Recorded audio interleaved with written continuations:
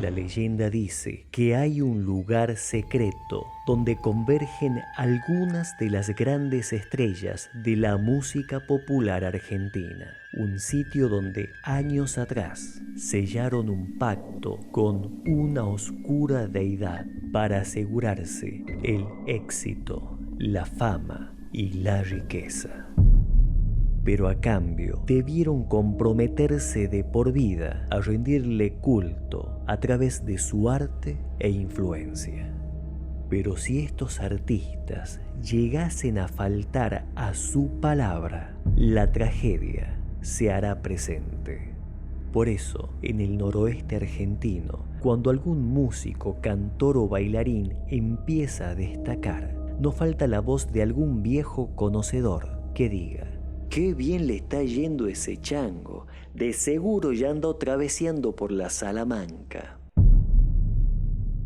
Hoy en Tucumán Radio vamos a conocer los detalles más escabrosos de la leyenda La Salamanca, aunque muchos aseguren de que no se trata de ninguna leyenda, sino de la pura realidad. El término Salamanca estaría formado por voces prehispánicas: sala, que significaría peña o cueva, y manca, que significaría bajo, refiriéndose a un nivel inferior en el plano existencial, como infiernos o inframundos. Pese a estas explicaciones, la etimología del término aún sigue siendo muy discutida.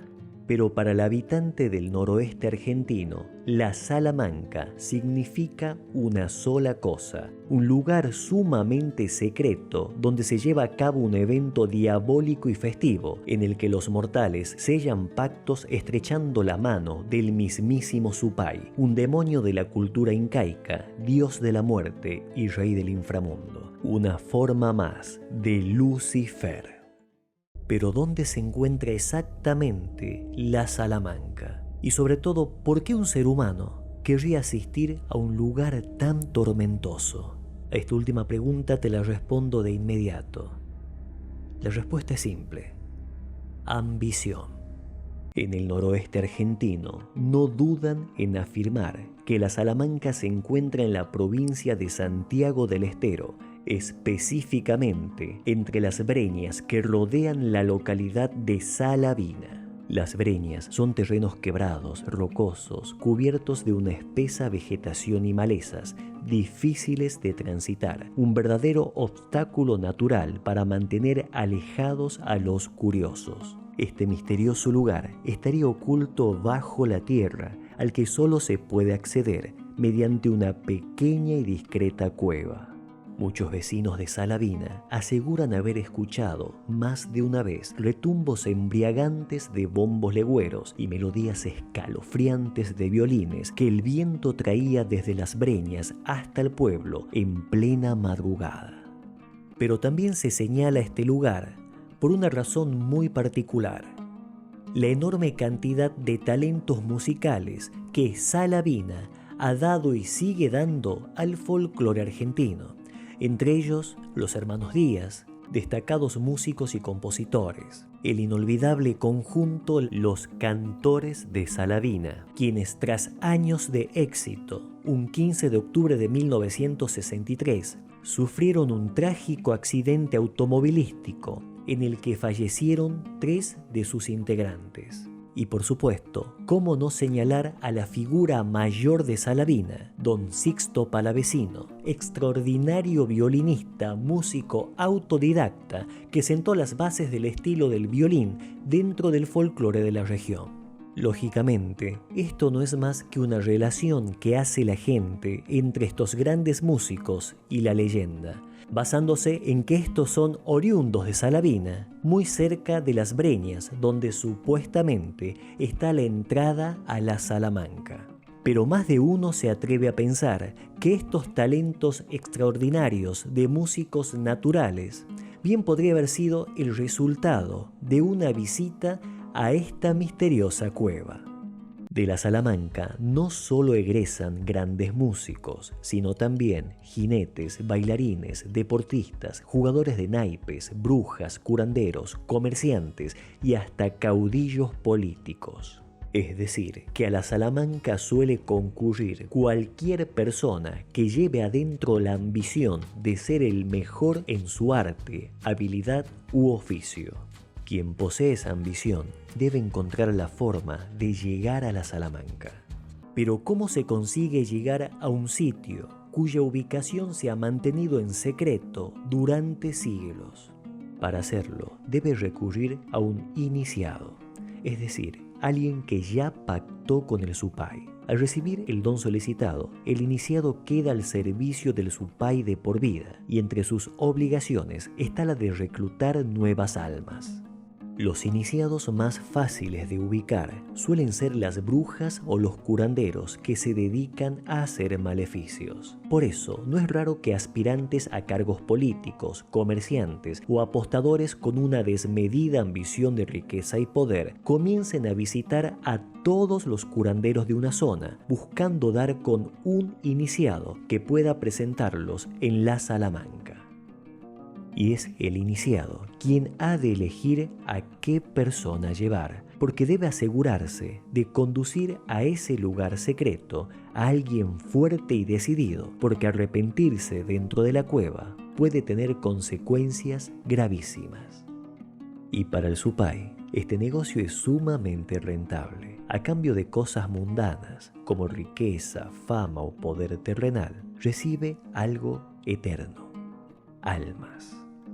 Se comenta que en el caso de los artistas que deseen adquirir habilidades extraordinarias, fama o riqueza, la forma de llegar a la Salamanca suele ser un poco diferente. En estos casos suelen ser los iniciados, viejos maestros o estrellas de la música y de la danza, quienes, al descubrir en ciertos alumnos o discípulos las condiciones necesarias para ser nuevos pactantes, se acercan y les hacen la propuesta con una frase sumamente efectiva: sos bueno y podrías ser 100 veces mejor. Pero llegar a ese nivel te llevaría toda una vida de práctica y estudio. Ahora, si de verdad querés convertirte en un prodigio y disfrutar del éxito mientras todavía sos joven, yo conozco una forma de lograrlo en una sola noche. Y así los alumnos aceptan y terminan dentro de aquella cueva, totalmente desnudos, frente a la imponente y oscura presencia del Supay.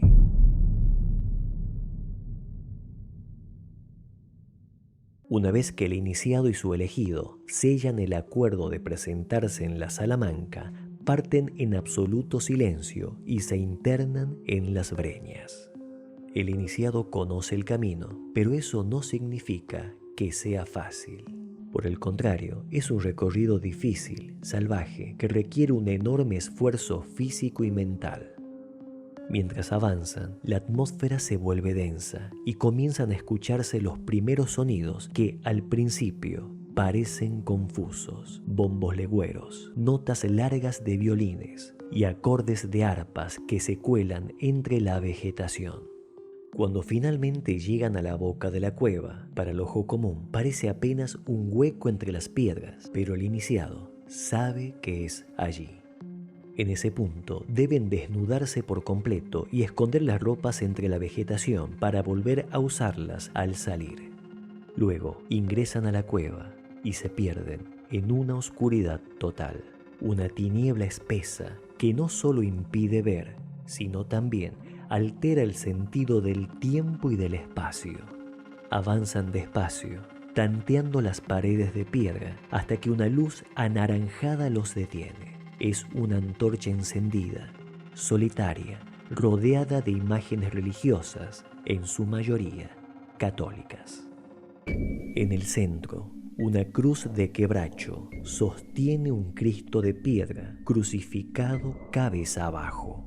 Es allí donde el iniciado le explica al aspirante que para continuar debe renunciar a toda creencia anterior.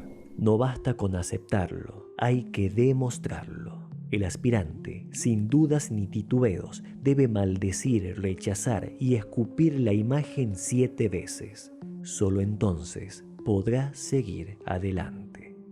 A partir de este punto, el camino se vuelve más hostil. El suelo se convierte en un barro denso y maloliente, donde los pies descalzos se hunden con cada paso. La temperatura cambia. Desde las paredes y el techo de aquel largo pasillo de piedra comienzan a caer insectos, arañas, tarántulas, gusanos, alacranes. Por el suelo se arrastran víboras y serpientes que se enroscan y trepan por las piernas. El cuerpo se convierte en un territorio invadido. El iniciado lo advierte. No debe quitarse ningún insecto ni serpiente. Si lo hace, el camino se cerrará. Entonces los insectos clavarán sus aguijones y las serpientes perforarán la piel y los músculos con sus colmillos envenenados. Solo se debe resistir, avanzar con la mente puesta en el objetivo. Después de un tiempo imposible de medir, un punto de luz aparece a lo lejos y la música, que nunca dejó de sonar, se vuelve más fuerte y envolvente. A medida que avanzan, ese punto se agranda hasta desembocar en un espacio inmenso, un recinto subterráneo enorme donde se desarrolla una fiesta descontrolada y salvaje. Cuerpos desnudos de jóvenes y viejos bailan en estado de trance, entregados al ritmo frenético de los bombos y violines, bajo la luz anaranjada y temblorosa de grandes fogatas distribuidas por todo el lugar. Lo que los ojos no alcanzan a ver, las sombras lo magnifican en las paredes. A los costados están los músicos que tocan con una precisión hipnótica. La música es tan perfecta, tan repetitiva, que parece inhumana. Entre ellos se reconocen rostros de figuras famosas de la cultura popular, pero allí, en ese lugar, son uno más, iniciados que en su momento también pactaron. Las mesas rebalsan de banquetes extraños, carnes de animales que en la superficie nadie se atrevería a probar, están servidas sobre bandejas plateadas junto a rebosantes jarras de aguardiente. El postulante no puede rechazar nada. Debe beber lo que le ofrecen, fumar lo que le dan, comer lo que le sirvan, sin importar cuán apetitoso o repulsivo parezca el plato. Todo lo que ve allí será extremo. Debe presenciarlo sin juicio. No debe apartar la mirada. No puede demostrar asco ni miedo. Sus ojos deberán ser testigos de encuentros íntimos grupales, actos aberrantes e incluso sacrificios. Tendrá que mantenerse firme con el temple de quien ha elegido dejar atrás su antigua vida, porque todo lo que está viendo es precisamente el mundo al que ha venido a entregarse. Desde lo alto, alguien observa. Es el dueño del lugar, el Supai. Y si lo considera digno, en algún momento de la noche lo mandará llamar. Entonces, frente a frente, le formulará una única pregunta. ¿Qué deseas? El trato es claro. Lo que pida, lo obtendrá. Pero el postulante sabe que al momento de estrechar la mano del Supai, su alma dejará de pertenecerle y pasará a ser de ese demonio para toda la eternidad. Una vez consumado el pacto, los efectos no tardan en aparecer. Las carreras, las habilidades y los negocios de los iniciados comienzan a mostrar un crecimiento repentino, desmedido, casi inverosímil. En el caso de los artistas, los ascensos son vertiginosos.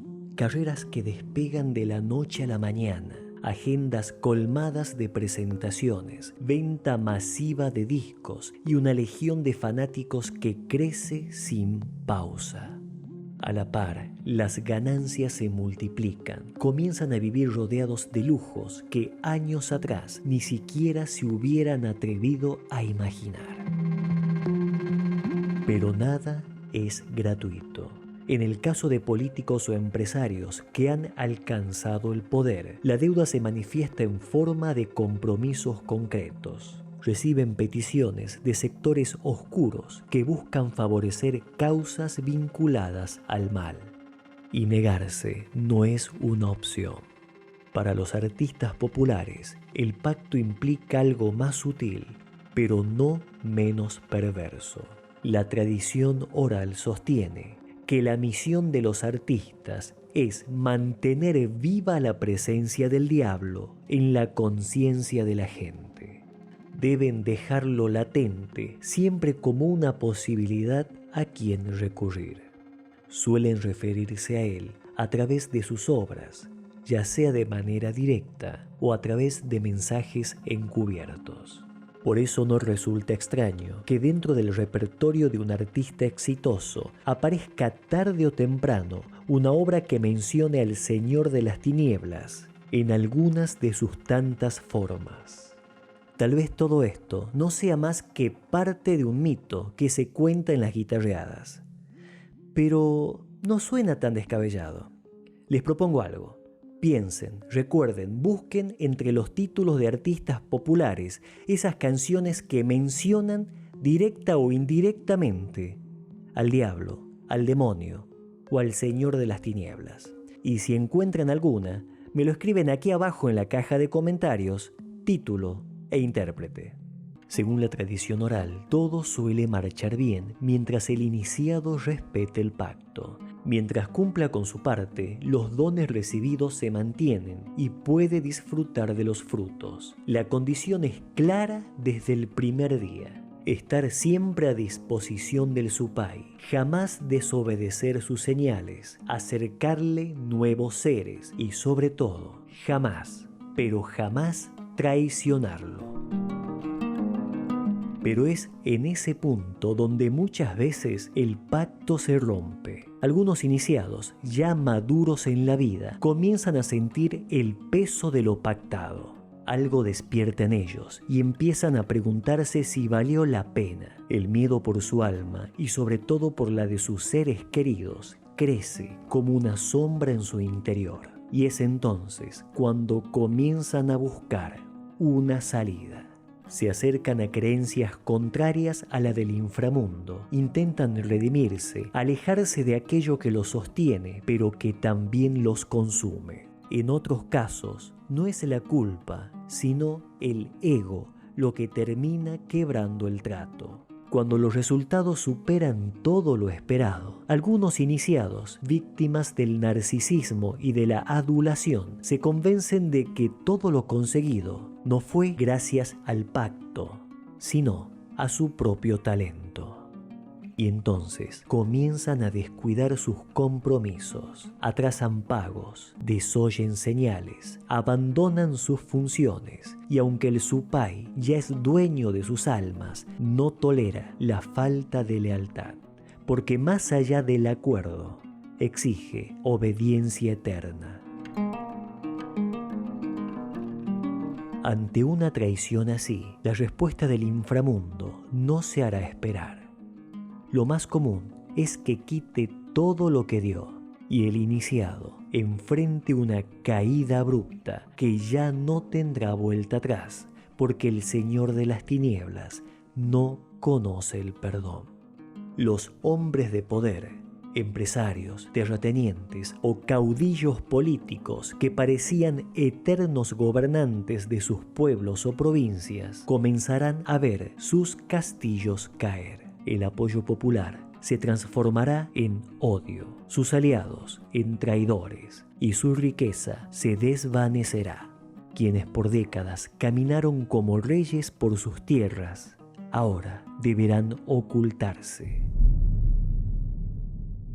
En el caso de los artistas no es distinto. La popularidad se esfuma de forma repentina, los proyectos se caen, los contratos se cancelan, las luces de los escenarios se apagan, la riqueza se desvanece. Y si el Supai decide aplicar un castigo más severo, lo hace donde más duele, ya que conoce bien las debilidades de sus hombres y lo usa sin piedad. Los arrastra a vicios, a la decadencia, a la autodestrucción, o directamente desata una nube negra de tragedias que puede tomar muchas formas: enfermedades, tormentos mentales, pobreza extrema, encarcelamientos o accidentes. Y como mayor de los castigos hacia esa alma traicionera, el Supai puede sentenciarle la muerte. Pero algo es seguro: no será una muerte serena ni discreta. Será mediante una tragedia impactante, brutal, dejando expuesta la endeble humanidad de aquel que parecía un rey en la cima de su castillo. Castillo que al final de cuentas jamás le había pertenecido. Lógicamente, todo lo contado aquí forma parte de la antiquísima tradición oral. La Salamanca es una de las leyendas más conocidas del noroeste argentino, pero lo que no deja de llamar la atención es que hasta el día de hoy sigue más latente que nunca. En reuniones entre amigos, en extensas sobremesas familiares o en guitarreadas que se estiran hasta la madrugada, siempre hay alguien que saca este tema y se mencionan nombres conocidos, personas que cambiaron de golpe, que ascendieron rápidamente al éxito o que consiguieron grandes riquezas en muy poco tiempo. O el comentario de algún reciente caso de algún famoso que terminó siendo víctima de alguna tragedia impactante. Y la pregunta es inevitable, porque nos falta quien dispara. ¿Será que habrá sido salamanquero? Y lo más extraño de estas charlas es que no suele tener la finalidad de asustar a los presentes, como sucede con otras historias de la tradición oral. Las anécdotas sobre la Salamanca se transmiten con esa naturalidad, con la seriedad de quien quiere comentar algo que para algunos es real o por lo menos posible. Sobre estos temas, un viejo amigo que lamentablemente ya no está, solía decir: a estas cosas en el campo no se las discute, se las sabe y punto. Y en estas reuniones que se dan en el noroeste, donde se plantean estos temas, estas anécdotas de la Salamanca, hay escépticos y creyentes. Pero pese a eso, siempre hay una frase típica que suele cerrar estas charlas. La que dice: vaya a saber si será cierto, pero cuando el río suena es porque algo trae. ¿Qué opinas vos de esta historia? ¿Crees que la Salamanca puede ser una mera leyenda o tal vez tiene algo de cierto? Coméntamelo aquí abajo en la caja de comentarios, y si sabes algún caso o alguna anécdota, por favor contámelo, que lo leo con mucho gusto. Mi nombre es Matías Ángel y esta fue otra edición de Tugma Radio. No olviden suscribirse a este canal y te dejo esta siguiente historia que estoy seguro que te va a encantar.